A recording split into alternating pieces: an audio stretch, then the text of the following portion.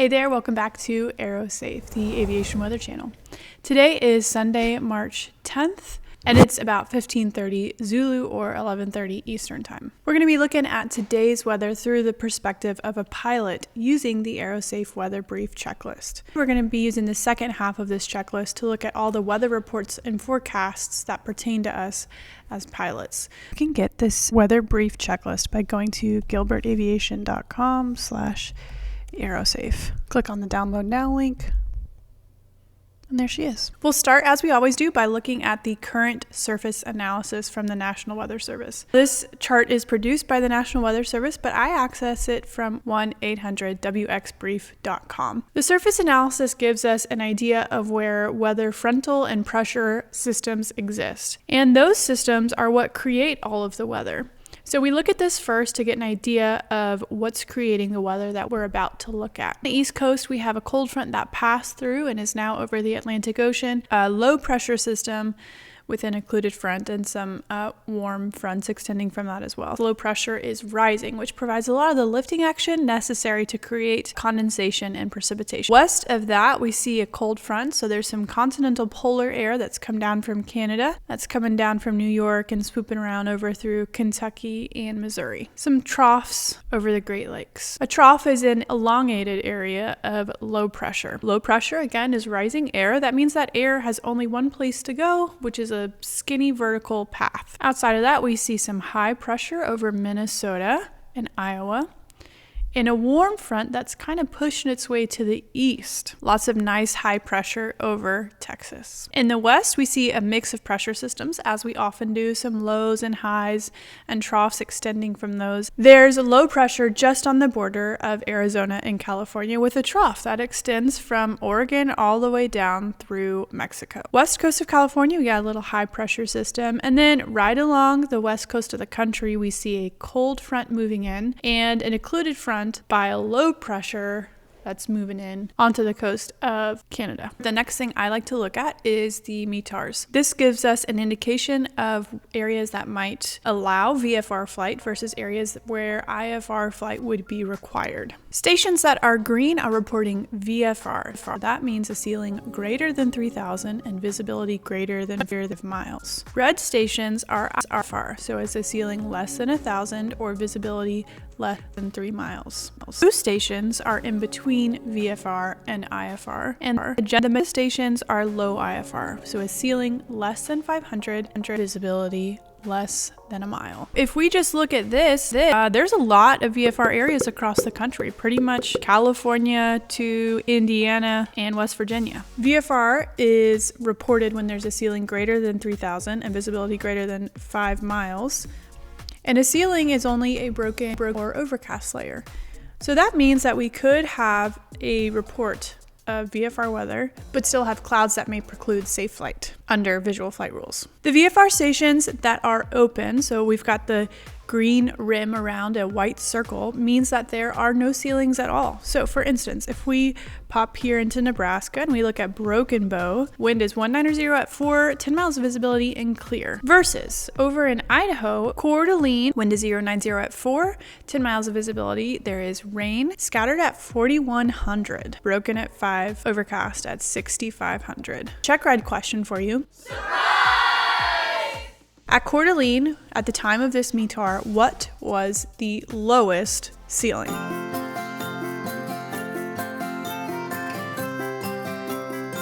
The lowest ceiling here is the broken layer. We have a scattered layer, but that's not a ceiling. That's the kind of question you would get both on a check ride and on the written exam. Up here in the Northeast, we see a mix of flight category being reported. VFR with ceilings, marginal VFR, IFR, and also a couple stations that are reporting low IFR, which means that at the very least, you would need to file IFR to fly within this area. Unless maybe you're up here in Pennsylvania and wanted to do some pattern work. 10 miles of visibility, few at 3,100, broken at 55. The TAF does say the wind is going to accelerate later today. We see precipitation, snow showers. So what I was going to say is that if you have a report of marginal VFR, that doesn't necessarily mean it's a total no-go, right? If you're instrument rated, of course you could look more in depth at potential hazards that could exist if you went in the clouds. But if you're VFR only, you could also, if you have the cloud clearance requirement, potentially do some pattern work, do some touch and goes. Now, this is not the case here because of a couple of reasons. Number one is the very strong winds, and then number two is the frozen precipitation, where you could potentially get some accumulation on the structure of your aircraft. And if you aren't equipped for that, it's a very dangerous situation. We do not fly in icing conditions as light piston aircraft without anti or de-icing capabilities. An example of a marginal VFR where you could potentially go do some touch and goes would be something like down here in Vero Beach. Wind 290 at 6, 9 miles of visibility, scattered at 1,700. You need 500 feet of clearance below clouds to maintain VFR. And in this, with a pattern altitude of 1,000 feet, you'd still have 700 feet above you between the clouds. So this is a totally reasonable place where you could go do some pattern work, assuming everything else was in your personal minimums. Some marginal VFR reports up in the far northwest. Seattle, broken at 3,000, 7,000. They're expecting strong winds, 190, 14 gusting 22, and rain showers. For the most part, though, we see a lot of VFR across most of the country, so northwest sweeping down all the way through Florida. IFR conditions would be in the far northwest, in the northeast, and down along the tip of Florida. And the weather in those areas is being caused by what we see depicted on the surface analysis chart. So along the northwest, we see that cold front catching up to the warm front, creating an occluded front, which is bringing in some cloud coverage and precipitation. Down in Florida, we see the end of a cold front pushing through the tip of Florida, which is creating a little bit of lifting action and the clouds and potential precipitation down there as well. And then in the far northeast, we've got a couple things going on. We've got that cold front coming down from Canada, and we also have the occluded front and low pressure over the northeast that's creating lifting action and bringing clouds and precipitation. So we've looked at the surface analysis chart. Next, we want to look at the segments. So on the interactive map here, I'm going to scroll down to the layer controls, and I'm going to turn on the segments. In the northeast, where that low pressure and occluded front exist, 2 segments. Now, segment means it's very significant weather, affects all aircraft, including large transport category aircraft or airlines. So if it affects them, it definitely affects us as light piston pilots. This segment is for occasional severe turbulence below 15,000. We've got that segment November for low level wind shear and low level turbulence. We've got a convective outlook associated with that low pressure and occluded front. And we also have a convective segment, a couple of convective segments that are active.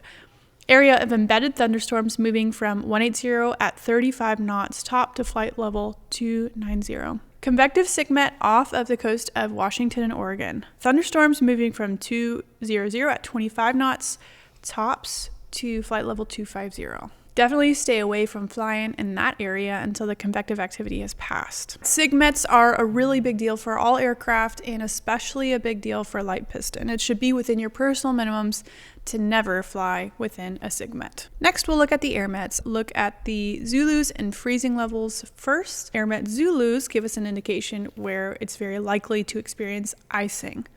Icing comes as a result of visible moisture, so either clouds or precipitation, and temperatures around freezing. In the northeast, where we saw all of those IFR conditions, very predictably, this time of year, we also see air met Zulus. Icing the base between the freezing level, which is between the surface and 6,000, up to 16,000. They all start somewhat near the surface, which means that there would be no way, if you were to encounter icing, there's no way to descend out of icing conditions because it's freezing on the surface. Those low-level icing air mets, for me, are a no-go in a light piston aircraft. We've got something similar up in the northwest. Moderate severity icing between the freezing level, which is somewhere between the surface and 5,000, and the tops of 15,000. So same thing, if you were to encounter icing, you would not be assured that you could be able to descend out of it. Definitely want to take time to look at, am I going to encounter visible moisture along my route of flight, and where is the freezing level? Remember also that These air mets and freezing levels are based on predictive models, not actual real-time data. So they're not going to be 100%. So you need to be prepared and introduce some margin for yourself so that you can remain safe. Got the AirMet Sierras, which are air mets for IFR conditions, which mirror the areas that we've already talked about, the Northeast and the Northwest. And then the purple AirMet here is for mountain obscuration. So that's telling us that there are IFR conditions over the mountains, which is especially dangerous because if you have rising terrain that's obscured by low visibility or precipitation or clouds, it's hard to avoid running into a mountain if you can't see it. In the Northwest, we've got something similar going on. We've got mountain obscuration due to mist, clouds, and precipitation. So we've got AirMet Zulu, we've got mountain obscuration, and we've got a convective sigmet. Definitely be a day that I'd want to wait out flying up there. Next thing we want to look at is AirMet Tangos. Now T is for turbulence, but this also encompasses low-level wind shear and strong surface winds and mountain wave. The green depictions are for high-level turbulence, which begin at flight level 180 and higher. Now, this doesn't necessarily pertain to us as pilots, but it does give us an indication of the overall stability of the atmosphere. Yellow air mets are for low-level turbulence. From the surface to 10,000, this is surface to 6,000. Off the northeast coast here, low-level turbulence and low-level wind shear and sustained surface winds greater than 30 knots. Those are primarily over the ocean, but they're going into this northeastern area where we saw the occluded front, low ceilings, AirMet Zulu, AirMet Sierras for mountain obscuration and IFR. And now we see low-level wind shear and sustained surface winds greater than 30 knots.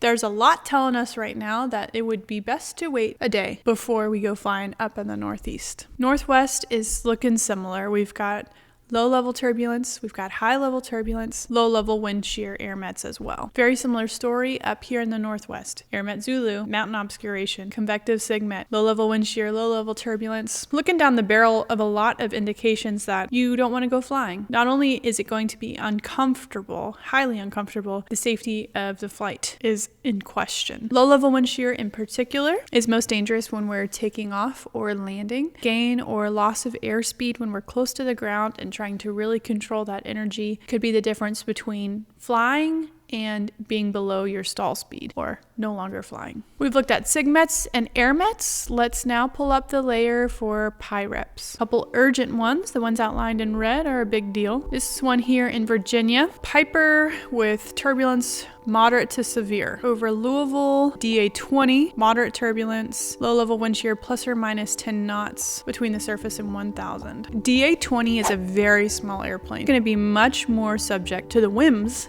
of the wind. Cessna 172 over Nashville, 3,500 feet, severe turbulence at 3,500. Okay, this one is a Boeing 767 reporting severe turbulence between flight level 230 and 270, no damage or injuries. So when you see a Boeing 767 reporting severe turbulence, you know it is bad. In the Northeast, I'm seeing reports of icing and turbulence. Here over Colorado, we see a few PIREPs for turbulence as well. Here in Florida, most of these PIREPs are showing cloud bottoms and tops. The big story here is over in the East Coast, all of the turbulence and icing PIREPs.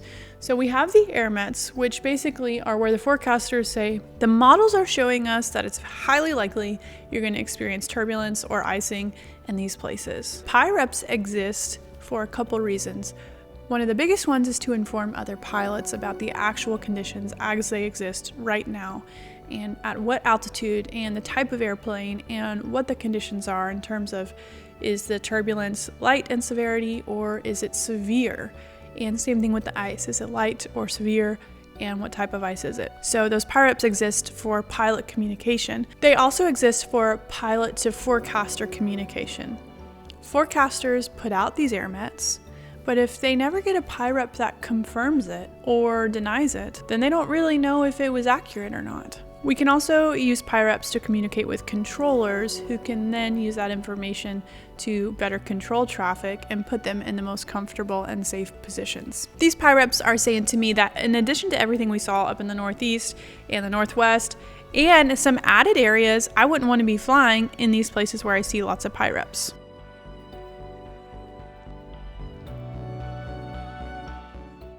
Okay, we've looked at the surface analysis chart. We've looked at SIGMETs, AirMets, PIREPs. Let's look now at cloud coverage. So if you want to look at this on 1-800 Weather Brief, you'd want to go to the weather charts. Down over cloud coverage, you would choose your region. Now, I'm going to choose the contiguous US because that's what we're looking at, and then forecast time. So this doesn't give you real time. This is only forecasts.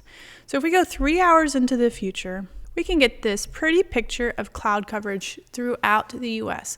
Now, also depicted on these charts are icing AirMets and mountain obscuration AirMets. And this confirms a lot of what we've already seen, right? A big chunk of the central US is VFR, and not only VFR, but clear. Now, over Florida, broken between 1,500 and 2,200, and then the tops on the East Coast are 6,000. On the West Coast, flight level 450. So if you were using this chart to determine, can I get above a cloud layer, being IFR of course, and cruise through my flight VMC in visual conditions. Now this chart right here tells you, no, you can't. Not in a light piston, we're not getting up to flight level 450. Now, if you were in northern Florida, you definitely could, potentially, based on the information from this chart. You know, if you were up in Tallahassee, few at 2,100, you could definitely pick your way between the clouds, get over the layer, and make it safely in visual conditions to your destination. Up in the Northeast, we already know we're not going there because of the Zulus and the Tangos, but we also see that the tops of these clouds are pretty high, overcast at 900, and the tops at flight level 270. Up in the Northwest, similar story. We already know we don't want to go up there because of everything that's going on with the AirMets, but these clouds are pretty darn high. This chart, again, is super useful for determining what altitude you may want to cruise at if you're trying to stay out of instrument conditions. Even if you're on an IFR flight plan, it can be super tiring to fly a 2 or 3 hour leg in instrument conditions the whole time. So whether that's staying below a cloud layer or getting above it, knowing how thick that cloud layer is, this chart is really, really, really great for that reason. So we looked at cloud coverage, we looked at the freezing level, and you would also want to look at winds aloft. So we're going to go back to our interactive map for this one, and we'll go to our layers. I'm going to turn off the PIREPs, and I'm going to turn the winds aloft on, and I'm going to go to about 6,000 or so. Check ride question. Why do winds aloft matter? Well, they matter for a couple of reasons. The biggest reason is that winds aloft affect your ground speed, and our ground speed is relevant for understanding our fuel burn or how far we can get with our range and endurance. Additionally, winds aloft affect how much wind correction angle we need to put in to actually be navigating across the surface of the Earth towards our destination. Here's another check ride question. Looking at the winds aloft over Oklahoma and Texas, what direction is the wind blowing? Is it blowing counterclockwise or clockwise at 6,000 feet? Flag indicates the direction the wind is coming from. So this is coming from the southwest. Now it's westerly above Oklahoma. Louisiana, it's northeasterly. Then down here over the tip of Texas, it's easterly. So based on that, this clockwise rotation of the wind, what kind of pressure system could we reasonably assume is over the border or near the border of Texas and Oklahoma? To answer that, we'll pull up our surface analysis again. A high pressure system in that area. This gets to a greater point about doing these weather briefs regularly, which is the more often you're in these products, these weather products, and looking at how all of these pieces play together, the better you'll understand it, and the more comfortable you'll be looking at, say, the surface analysis and knowing what it's going to look like on the weather depiction. The more comfortable you are, the better you understand this, the more informed decisions that you'll be able to make to help keep you and your passengers safe. Okay, we've looked at the winds aloft. Now let's look at the aviation surface forecast. We'll access this in a similar way to the cloud coverage, but it's the next option. I've seen a couple of people do check rides recently, not my students, who were asked about this chart on their check ride and ultimately received a letter of disapproval because they did not have familiarity with this chart. So you don't want to get into your check ride seeing this chart for the first time. This chart is a great surface depiction. Tells us about precipitation, visibility, surface winds with a gust factor, And it gives us an idea about some air mix. In the northwest, we see areas of precipitation, both rain and snow, or a mix. We see IFR and some thunderstorms. There's probably some stuff on here that you're not super familiar with what it means, like the triangle with the dot or the asterisk with the dot. You could download a legend. Here we see some of the precipitation areas and symbols. So thunder with rain, snow, or no precipitation. Snow and the severity, rain and the severity. Lots of symbology here. So check this chart out and make sure that you're familiar with it before you go on your practical exam or your check ride, so that if you're asked about it, it's not the first time you're seeing it. Alrighty, we've looked at the winds aloft, the aviation surface forecast, we've looked at the METARs and TAFs. The last piece that you would want to do if you were actually going on a flight is calling 1-800-WEATHER BRIEF or your trusted CFI to get a second opinion. And you'd want to do that just to make sure that you're not missing anything, that there's no holes in your weather-related decision making. I like to wrap this video up by looking the next day or two into the future. So now I've got our surface prog chart, which is essentially what they're predicting is going to happen with the pressure systems and frontal systems, and the low-level significant weather prog chart. So significant weather being areas of IFR or marginal VFR, turbulence, freezing levels, etc. So we see that low pressure and included front are kind of lingering over Maine and the northeast up there. It's going to continue bringing some precipitation. The northwest is going to also continue to experience some nasty weather with a chance of thunderstorms. High pressure is going to be over most of the U.S., and we are still going to see VFR weather through a lot of that. And there will still be areas of turbulence in the northwest and the northeast. So if we skip ahead to 48 hours, that low pressure has kind of moved out of the northeast, and that high pressure is coming in, should create a little bit better weather in the northeast in 2 days. Low pressure is moving in over the Dakotas, supposedly, and that precipitation is still going to be hanging out in the northwest. So through a big chunk of the country, we've got a lot of VFR weather, and there's not a lot of hazards associated in those areas. Now here where I am in Lexington, there are some pretty strong winds today, gusting to over 20 knots.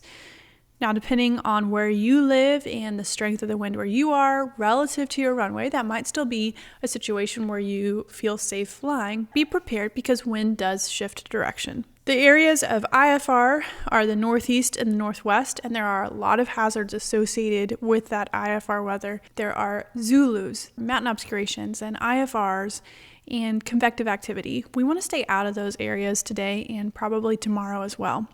If the weather looks good where you are in the next day or two and you haven't flown in a while, I'd like to encourage you to get up with a CFI and go through the maneuvers that are appropriate for your certificate level. So stalls, steep turns, ground reference, get back in the swing of things, knock off any rust. These videos that I put up on YouTube are highly edited to condense the material, but I have been considering maybe releasing longer form videos where you can actually see my thought process and you can watch me navigate through the site. If that's something that you'd be interested in, please let me know below. Additionally, I've got a running list of ideas for information that I can help impart to you that will help you maneuver through these websites and make good weather-related decisions. If you've got anything rolling around in your brain related to weather or flight training that you have a question on, please feel free to drop a question below, and I'd love to either reach out to you directly and address it, or if it makes sense, create a video that addresses it for everyone. Chances are, if you have a question, other people have the same question. Thank you so much for tuning in. We'll see you next week. Bye.